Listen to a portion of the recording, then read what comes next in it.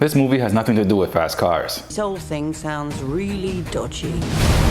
Look after your sister. Listen, I'll handle it. The only way we survive is working together, like a team.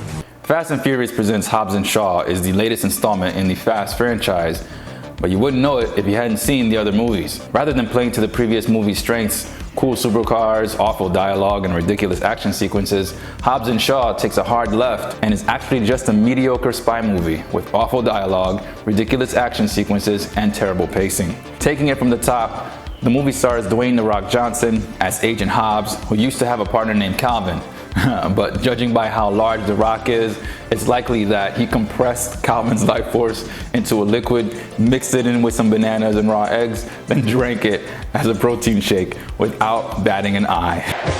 Jason Statham is Deckard Shaw. Deckard? Deckard. Well, that Deckard was much better, so this one is just Shaw. Idris Elba plays the baddie Bickering, a superhuman I'm Black Superman. who works for a nefarious organization that takes a cliche route of forcing evolution upon humankind through the use of a supervirus. But not just any supervirus, a programmable supervirus. So get your C++ data book out. And Vanessa Kirby is Shaw's sister, an MI6 operative or whatever, who injects the supervirus into herself to keep it out of Elba's super hands. As some of my reviews have shown, I'm not very great with actors' names. The only reason I was able to remember Vanessa's name for this review was because of Weird Science, really. Vanessa Angel, and then Kirby. Finish him. Fatality. What a glutton. Anyway, the movie's plot was basically what I just said. Shaw and Hobbs team up with Shaw's sister in an epic game of keep away from Bickering. Also, there's a lot of bickering between Hobbs and Shaw, like multiple times throughout. It's like, I get it, you don't like each other, let's get a move on already. But let me start off with what the movie did right. And why don't we just put a pin in that and circle back to it, you know, like a racetrack. Like I said before, the movie has just the worst pacing. There's a big action sequence in London, Ukraine, and in a village on Samoa. And in between those sequences, it's like half an hour of just exposition and bickering. It's so bad. Alright, so the movie starts out, oddly enough, with Jim Croce's Time in a Bottle song. A cover of it was used in X-Men Days of Future Past, you know, with Quicksilver. And there it made some sense, and here it was woefully out of place. I don't know who made that choice. Anyway, Vanessa's team is ambushed by Bickering's team in London. Her team all get killed, she injects herself with the virus and gets away, but Bickering frames her for the demise of her team. So MI6 goes after her and she has to go into hiding. Then there's a decent side-by-side shot of Hobbs and Shaw's morning routine and how their day progresses. And it started out pretty good, but then it went really south because they started doing basically the same thing and saying the same thing. And I guess the writer and directors were trying to, I don't know, show how similar the men really were in their daily lives, but that failed miserably. So then they got recruited by CIA agents and they meet each other at the CIA black site in London, and that's where the bickering starts. And they're tasked with finding Shaw's sister, who you know from the very beginning is Shaw's sister, because when he goes to visit his mother in prison, played by Helen Mirren, it's all sister this, sister that, and I think their conversation actually cut to Vanessa grabbing a piece of luggage from a baggage cart in a hotel lobby, and of course, the random suitcase has clothes that fit her perfectly, so you know she could change out of her torn uniform because nothing else could be in that suitcase, right? So Hobbs and Shaw find her in different ways. You know, Shaw goes to her apartment, which she booby-trapped with grenades, and has access to all her secret like spy furniture tech when some baddies show up and you know there's a fight going on there. Hobbs finds her on the street after leaving that hotel, and then the two of them have a fight. And those two fights and all that talking that happened before and after them could have been cut from the movie and you wouldn't have missed a thing. It's just like 20 minutes of just wasted time. So back at the black site, more bickering. Hobbs finds out that the Shaws are related, and I don't know if it was supposed to be like a big reveal or something, because it wasn't, and that's because these movies are about as subtle as a wrecking ball. So Bickering infiltrates the super secret site's super secret security system because I'm Black Superman. And then he takes off down the building with Shaw's sister, and then there's this. And then there's more bickering, and then a chase through the city in Shaw's McLaren. Now he has a McLaren, so see, it's a Fast and Furious movie, right? The trio escape with Shaw's sister, but oh no, Brixton's made them wanted criminals via the news media, so they gotta skip town.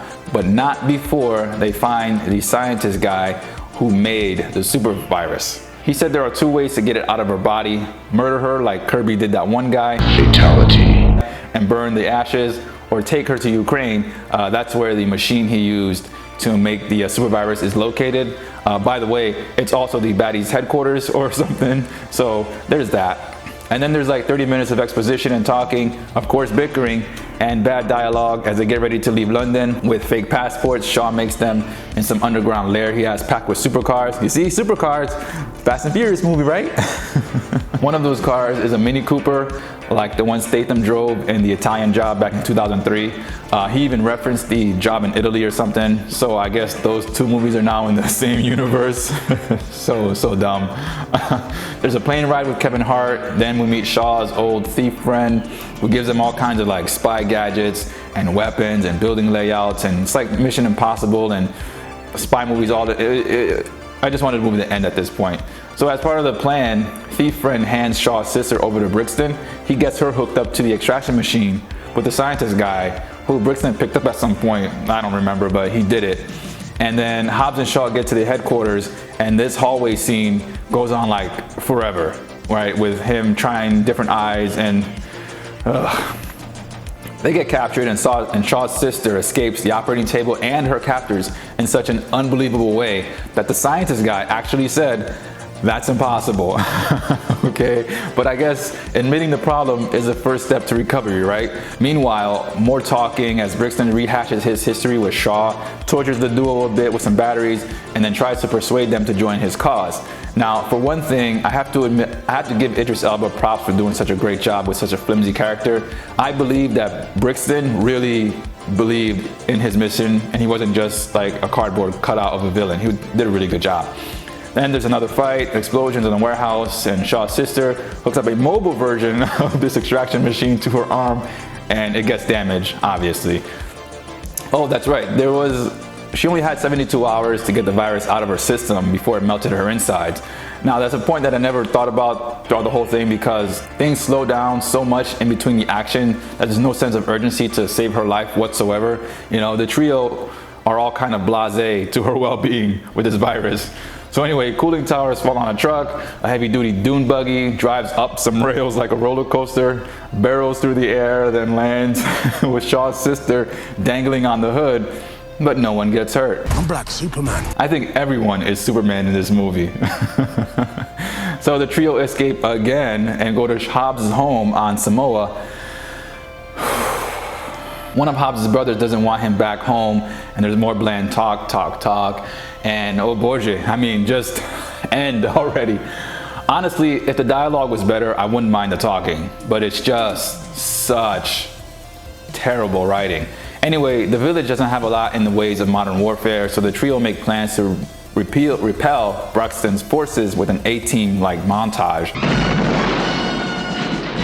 Also, the one brother has an auto repair shop wherein he customizes cars and bikes for clientele in the States. See, bike customization and fast cars, it's a Fast and Furious movie. He also has like spare parts to fix the mobile extraction machine. I don't know. He repairs it and turns it on, and the process is gonna take about 30 minutes. But you might ask, how much time until her 72 hours are up? Is it less than 30 minutes? I don't know. I don't think the movie was keeping track, so I'll say she's got 7 days. 7 days. 7 days? Oh my god, I'm gonna die next Monday? Yes. No, wait, Monday? That would be 7 business days. This is 7 days starting now. So 7 days to this very hour? My watch broke. How am I gonna know the exact hour? Yeah, that seems legit as anything else, so why not? Another detail that slipped my mind was the glove-coated guns that Brixton's guys used. Shaw's sister was able to hack into the company's security protocols and deactivate these codes. She was able to do this from a laptop in a village on an island that's way out in the Pacific because she was able to smell what The Rock was cooking. And that's all it takes. Brixton shows up, the guns don't work, and the two sides have to clash in hand-to-hand combat. Brixton takes Shaw's sister onto a helicopter. Hobbs and Shaw give chase in a tow truck, and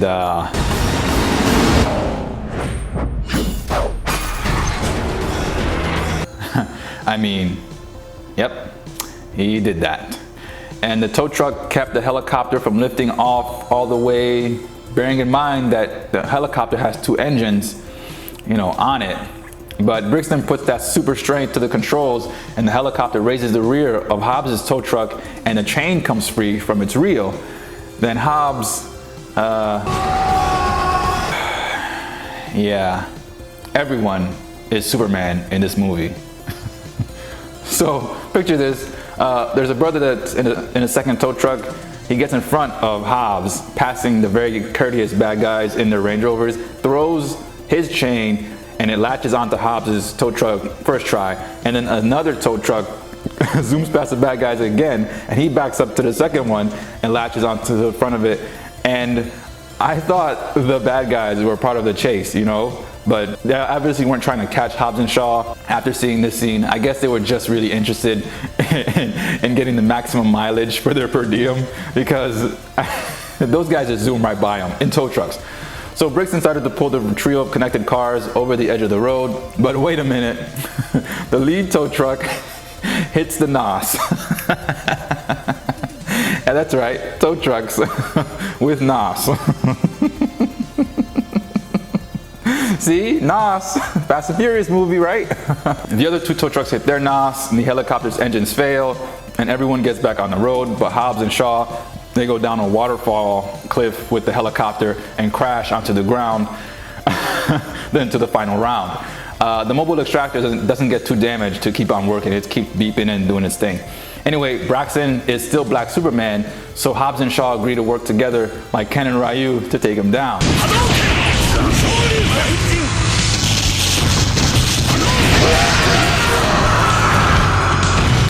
Braxton's company doesn't accept failure, so they shut him down, and he falls off of a cliff into the water below, and that's the end of his story.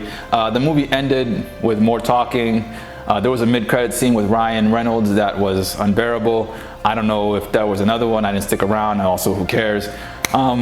This movie honestly felt like a string of filler episodes from an anime or TV show, or like a pointless side mission in some open world game.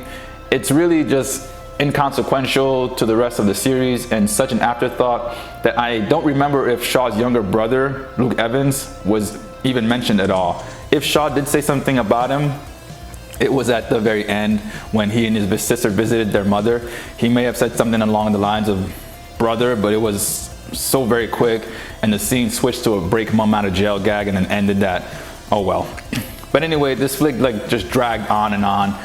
The bickering happened so frequently that it wore me out to the point I tuned those guys out when they started going at it. And everyone is Superman, so no one is in any danger. Fun fact though, I recently read that The Rock, Statham, and Vin Diesel have contracts that prevent them from losing fights. So they are literally not allowed to lose in their movies. So that kind of explains the Superman thing, right? The action beats were so beyond comprehension that it was boring to watch. You can only suspend your reality for so much. And I enjoyed the other movies up until part 5. Once those Mustangs started outrunning cops while dragging bank vaults around a concrete, through a city, I quit dedicating brain activity to the franchise. And then part 6 had that Rainbow Road runway. It was just, come on. I'd give the movie 4 out of 10 Coke bottles because it's not good enough for NOS bottles. Ooh, burn. Seriously though, I know a lot of hard work and moving parts goes into making any movie, and I genuinely appreciate the time and effort that the cast and crew put forth into bringing something like this into the world. It just wasn't my cup of tea. Brought it back to London. Nice. Well, that's a wrap for this review. Let me know what you thought of the movie if you saw it. Like and subscribe, etc., etc. I thank you for your time, and I'll see you in the next one. Have fun. Ciao.